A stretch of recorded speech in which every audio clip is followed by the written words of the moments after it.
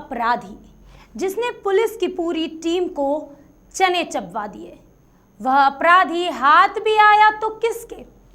मंदिर के गार्ड के। क्या यह वाकई प्लानिंग है या महाकाल प्रशासन है इतना सजग? उत्तर प्रदेश में 8 पुलिसकर्मियों की निर्मम हत्या कर फरार चल रहा आरोपी विकास दुबे आखिरकार पुलिस के शिकंजे में आ ही गया।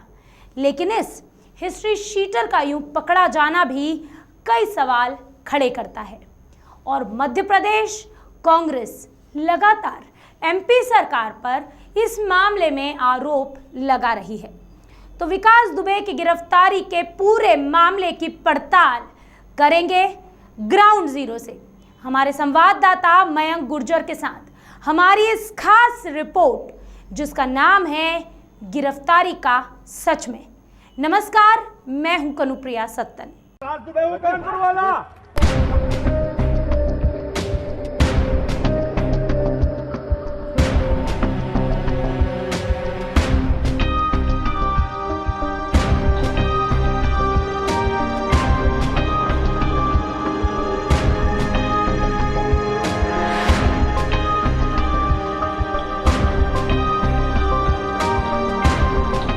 बीते गुरुवार उत्तर प्रदेश में हुई मुठभेड़ में मारे गए 8 पुलिसकर्मियों के मामले का मुख्य आरोपी विकास दुबे आज आखिरकार पुलिस के हत्थे चढ़ ही गया। दुबे का आज गेम ओवर हो गया, लेकिन साथ ही साथ उत्तर प्रदेश पुलिस की तमन्ना पर फिर गया पानी। बीते गुरुवार को हिस्ट्री शीटर द्वारा सीओ समेत 8 पुलिसकर्मियों की हत्या के बाद यूपी पुलिस का गुस्सा 7वें आसमान पर था।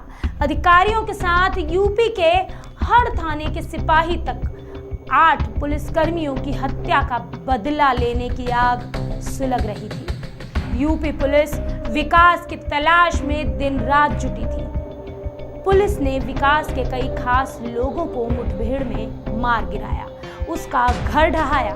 विकास को पकड़ने के लिए पिछले 1 सप्ताह से प्रदेश के सभी जिलों में ताबड़तोड़ छापेमारी और चौराहे चौराहे पर सघन चेकिंग अभियान चलाया जा रहा था। पुलिस की इस ताबड़तोड़ कार्यवाही में कई चीजें खुलकर सामने आई। विकास पुलिस के हाथ नहीं आया। हालांकि यूपी पुलिस अपने मकसद पर डटी रही। यूपी पुलिस ने हिम्मत नहीं हारी।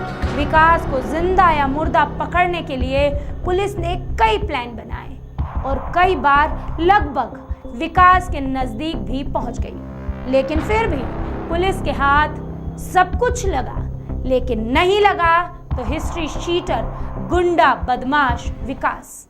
एक तरफ तो उत्तर प्रदेश पुलिस इस बदले की आग में जल रही थी। अपने 8 साथियों की हत्या का बदला लेने के लिए दिन रात कर रही थी एक। लेकिन तभी अचानक गुरुवार को सुबह खबर आई विकास दुबे की। विकास दुबे मध्य प्रदेश के उज्जैन महाकालेश्वर मंदिर से कर लिया गया गिरफ्तार। इस खबर के साथ उसे अपने हाथों से पकड़ने की उत्तर प्रदेश पुलिस की तमन्ना ने तोड़ दिया दम और साथ ही साथ कई सवाल खड़े कर दिए मध्य प्रदेश पुलिस और मध्य प्रदेश की सरकार पर। इस मामले में अचानक मोड़ आया जब गुरुवार सुबह विकास दुबे के महाकाल मंदिर से पकड़ाने की खबर मिली। इस खबर पर एमपी के गृह मंत्री नरोत्तम मिश्रा ने मोहर भी लगा दी। विकास को आज मध्य प्रदेश में गिरफ्तार किया गया है मध्य प्रदेश की पुलिस के द्वारा। उज्जैन के अंदर सुबह बाबा महाकाल जी के दर्शन करने आया था, स्वयं की गाड़ी से आया था। उसके साथ उसके 2 साथी थे, बिट्टू और सुरेश। उनको भी कस्टडी में लिया गया है। हमारे कांस्टेबल को जब उसका चेहरा देख के शक हुआ तो उसने अन्य साथियों को बुलाया और उसे एक तरफ बिठाला। उसके बाद कस्टडी में लिया है। पुष्टि होने के बाद उत्तर प्रदेश पुलिस को सूचना दी गई है। जल्दी उत्तर प्रदेश पुलिस जब भी पहुंचेगी अंतिम कार्रवाई को आपको अवगत कराया जाएगा। इस खबर के सामने आते ही खबर 100 के हमारे विशेष संवाददाता मयंक गुर्जर मौके पर पहुंच गए और उन्होंने इस पूरे मामले की तहकीकात शुरू की और जाननी चाहिए हकीकत। आइए हम सीधा रुख करते हैं हमारे विशेष संवाददाता मयंक गुर्जर की ओर और जानते हैं इस मामले की जमीनी हकीकत। कानपुर में जो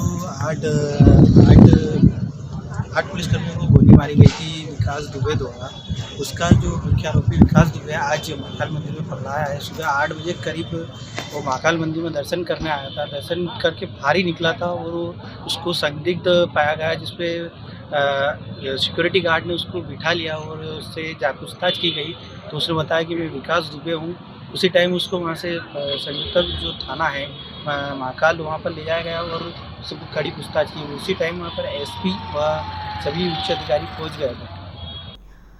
मयंक गुर्जर जी, आपने बताया कि सुबह 8 बजे के करीब वो महाकाल मंदिर दर्शन करने पहुंचे। उसके बाद दर्शन करके जब बाहर निकले तो सिक्योरिटी गार्ड को उन पर शक हुआ। सही कहा हमने।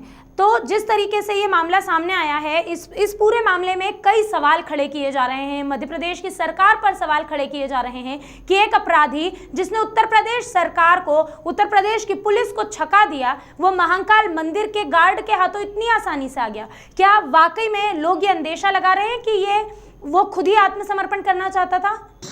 यह भी माना जा रहा है कि ये प्लानिंग के तहत हुआ है। ऐसी चर्चा चल रही है कि ये प्लानिंग के तहत हुआ है और ये दर्शन करने आया तो वो खुद ही चिल्लाया कि मैं विकास दुबे हूँ जब पकड़ा उसको। जब अच्छा, तो ये इन पर शक हुआ पहले गार्ड को, और गार्ड ने जब इनसे क्या सवाल पूछे थे गार्ड ने, क्या आपको इसके बारे में कोई जानकारी है कि किस तरह से गार्ड को शक हुआ कि ये कोई अपराधी हो सकता है? इस तरह से शक हुआ कि वो उसकी जो उम्र, उससे आईडी कार्ड मांगा गया है, इसकी तलाश तो पहले से की जा रही थी। उसकी तलाश की जा रही थी तो ये घूम रहा था मंदिर के अंदर। तो घूमते टाइम मंदिर के कर्मचारी ने इससे पूछा कि आपका नाम क्या है, तो इसने एक परिवर्तित नाम बताया शिवम करके, और शिवम करके नाम बताया। तो इसने पूछा आपकी उम्र क्या है, तो इसने बोला मेरी उम्र 28 वर्ष है। तो 28 वर्ष पर कर्मचारी ने बोला कि आपकी उम्र 28 वर्ष नहीं ज़्यादा है। तो इसको बिठा लिया गया, इससे पूछताछ की गई तो फिर ये बोला कि हाँ मैं विकास दुबे ही हूँ। विकास दुबे फिर इसको बिठाकर सभी थाने पर ले जाया गया, जहाँ उच्च अधिकारियों को फ़ोन लगाया गया। फ़ोन लगा के अधिकारी आए और इससे कड़ी पूछताछ की। फिर इसको वहाँ थाने से हटाकर अन्य स्थान पर ले जाएगा। अन्य स्थान से इसको फिर जिले से दूर, शहर से दूर और थाने ले जाएगा, जो देहात में लगता है। वहाँ पर मैं भी मेरी टीम के साथ मौजूद था। वहाँ पर देखा कि मीडिया आ रही है, मीडिया को देखते हुए फिर स्थान चेंज कर दिया गया। इसको यहाँ से और कहीं गोपनीय स्थान पर ले जाया गया। अभी इसका जो उज्जैन की जिला सत्र न्यायालय है, यहाँ पे वेट किया जा रहा है कि इसको पेश किया जाएगा। इसे कायस लगाए जा रहे हैं, पर अभी तक पेश नहीं किया। ऐसा भी माना जा रहा है कि इसको वीसी के द्वारा पेश किया जाएगा, वीडियो कॉन्फ्रेंस के द्वारा। मयंक जी, आपने कहा कि लगातार उनकी जगह बदली गई, लगातार उन्हें मीडिया से दूर रखा गया। कहीं ना कहीं आपने ये भी कहा अपनी बात के दौरान कि पहले उन्होंने अपना नाम गलत बताया और जो उम्र बताई वो उनकी उम्र से, उनके चेहरे से मैच ही नहीं खाती थी, जिसके चलते ये शक होना भी जायज़ था। तो क्या ये सब एक गेम प्लान था, जैसा कि कांग्रेस आरोप लगा रही है इस समय भारतीय जनता पार्टी पर, उनकी सरकार पर? बिल्कुल यही माना जा रहा है कि एक प्लानिंग भी हो सकती है, क्योंकि ये अचानक यहाँ आना और वहाँ से फरार होकर अचानक यहाँ आना। इसके साथ में दो इसके सहयोगी भी पकड़े जा रहे हैं, जो संदिग्ध, अभी इसकी पुष्टि नहीं हुई है, अधिकारियों ने पुष्टि नहीं की है। जिनको 2 पकड़ा गया है, एक रेवास गेट पे होटल के बाहर से यूपी पार्सिंग एक गाड़ी खड़ी थी बिटारा, उससे उसको उठाया गया। तो उसमें पता चला कि ये उसी के 2 वकील है, पर अभी पुष्टि नहीं की गई है। तो अभी इस पूरे मामले में कहीं ना कहीं कश्मकश बरकरार है। मयंक गुर्जर जी हमारे साथ थे, हमारे विशेष संवाददाता, जो लगातार इस मामले पर अपनी नजर बनाए हुए हैं। इस मामले में अब मध्य प्रदेश में राजनीति गर्मा चुकी है। कांग्रेस के दिग्गजों ने आरोप लगाए हैं कि आखिर ये किस तरह मुमकिन है कि एक दुर्दांत अपराधी मंदिर के गार्ड के हाथ आ जाए, वो अपराधी जो हाथ नहीं आया पुलिस कर्मचारियों के। पूर्व मंत्री जीतू पटवारी और बाला बच्चन ने सरकार पर सवाल दागते हुए कहा कि आखिर यहां तक अपराधी पहुंचा कैसे, और जो पुलिस से बचकर उज्जैन तक पहुंच गया, जिसने उत्तर प्रदेश पुलिस को छका दिया, वो अपराधी इतनी आसानी से गिरफ्तार हुआ कैसे। इतना ही नहीं, कांग्रेस के प्रदेश सचिव और बाला बच्चन ने तो इस मामले को प्लैंड सरेंडर बताया।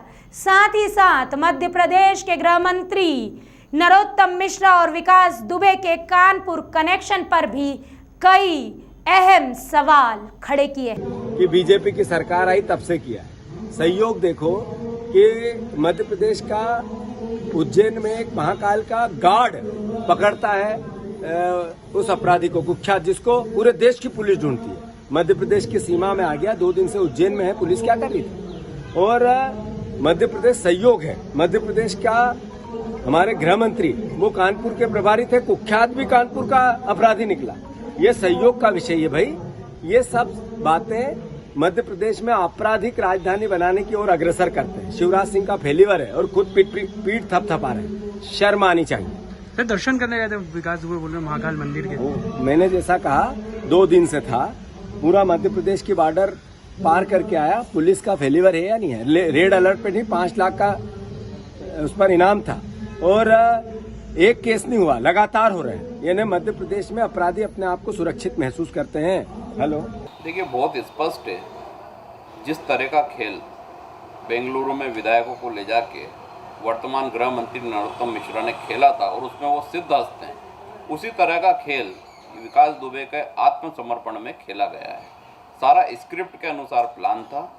बहुत अच्छे तरीके से ससम्मान राजकीय अतिथि बनाकर विकास दुबे को पहले महाकाल के दर्शन कराए गए। कुख्यात अपराधी है जिसने 8 पुलिस वालों को मारा है। ये मध्य प्रदेश में ही संभव है जहां शिवराज की और नरोत्तम मिश्रा की सरकार है। ये लोग बहुत अच्छी तरह से ये जानते हैं किस तरीके से ऐसे अपराधियों से बहुत बड़ा चुनावी चंदा लिया जाता है और निश्चित तौर पर एक बहुत बड़ा चुनावी चंदा प्रदेश के गृह मंत्री नरोत्तम मिश्रा ने लिया है। उसके बाद ससम्मान उज्जैन में बड़े अधिकारियों को निर्देश देकर उसको आत्मसमर्पण कराया है। नहीं तो ऐसे अपराधियों का एनकाउंटर कैसे किया जाता है ये यूपी पुलिस बहुत अच्छे से जानती है। लेकिन मध्य प्रदेश में जिन लोगों की सत्ता है उनका एकमात्र मकसद है पैसा कैसे कमाना। नया उद्योग शिवराज सिंह चौहान ने शुरू करा है, कहीं भी अपराध करो और मध्य प्रदेश में अपना आत्मसमर्पण करो, आपको सारी सुविधाएं दी जाएंगी। मेरा तो मुख्यमंत्री से निवेदन है कि इसका एक टेंडर ही निकाल दें, इसके रेट घोषित कर दें। कहीं भी आप अपराध करो, मध्य प्रदेश में आओगे तो इतना पैसा आपको सरकारी खजाने में देना है और आपको सारी सुविधाएं मिलेंगी और आत्मसमर्पण आपका सुचारू रूप से हो जाएगा। बहुत ही शर्मनाक है मध्य प्रदेश के लिए। मध्य प्रदेश पे कालिक पोत दिए।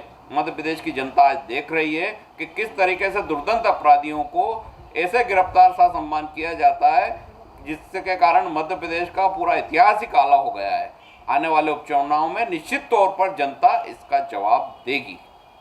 देख लीजिए, स्पष्ट है कि अभी भी शायद मैंने जिस तरह से जो उनके फोटोज जो देखे हैं कि पुलिस की उपस्थिति में उसको सोफे पे बिठाते हैं, आराम से बैठा है और उसके बाद अरेस्ट करने के बाद भी शायद हथकड़ी भी नहीं डाल रहे हैं। तो जहां जिस तरीके से जो कल ही जो बयान दिया था नरोत्तम मिश्रा जी ने, जो मध्य प्रदेश के गृह मंत्री है, कि हमारे मध्य प्रदेश में घुसना तो दूर की बात है, आसपास बॉर्डर पे भी अगर आया था हम उसको उठा लेंगे और जो भी कानूनी कार्रवाई होती है वो हम कर लेंगे। लेकिन देखिए, मध्य प्रदेश के महाकाल मंदिर के प्रांगण में घुस जाता है और उसके बाद वो खुद बोलता है कि मैं विकास दुबे के नाम से फर्जी ID बताता, विकास दुबे के नाम से वो रसीद कटवाता है। तो रसीद काटने वाले ने अपने सुरक्षा कर्मियों को बोला कि इस पर ध्यान रखना कहीं वो विकास दुबे तो नहीं है। तो उसकी हिम्मत देखी कि बोले हाँ मैं वही विकास दुबे हूँ। तो आज भी मतलब उसको कहीं पर भी किसी भी तरीके का डर और खौफ पे इतना बड़ा जो दुर्दांत अपराधी है, जो 60 अपराध किया हुआ उत्तर प्रदेश की पुलिस के वो 7 से 8 मर्डर करके आया हुआ है, तो उसके बाद भी उस पर यहाँ मंदिर में घुस जाता है और उसके बाद भी उसको डर और खौफ नहीं। और किस तरीके से उसको पुलिस रख रही, सोफे पे बिठा रहे और आराम से, उसको कोई डर और खौफ नहीं है। तो इससे ये जो लगता है कि पुलिस का को भी एक खौफ और एक डर और एक जो भूमिका जो होना चाहिए, उससे ये स्पष्ट लगता है कि मंत्री जी बयान कुछ और देते हैं, बोलते कुछ और है, बाकी उनकी कानूनी कार्रवाई पे तो कोई दम है नहीं। जहाँ तक मेरी जानकारी में है कि ये नरोत्तम मिश्रा जी कानपुर के प्रभारी मंत्री रहे हैं। वो प्रभारी जो चुनाव के जो इनके जो संगठन के जो प्रभारी होते हैं उसके प्रभारी बनकर वो गए थे उत्तर प्रदेश में। और ये दुर्दांत अपराधी विकास दुबे भी उत्तर प्रदेश के कानपुर से आते हैं। तो कहीं ना कहीं इस तरह की ये जो बात जो है शंका को पैदा करती है। कांग्रेस के यह सवाल बेतुके तो समझ नहीं आते। जो अपराधी पुलिस की पूरी टीम को चकमा देकर भाग निकला हो, वह आखिर इतनी आसानी से महाकाल पुलिस को सरेंडर कर रहा है? क्या इसके पीछे वाकई कोई राजनीतिक वजह है या यह विकास दुबे का उत्तर प्रदेश पुलिस से डर है? क्या उत्तर प्रदेश पुलिस वाकई विकास दुबे को हाथ आते ही जान से मार डालती?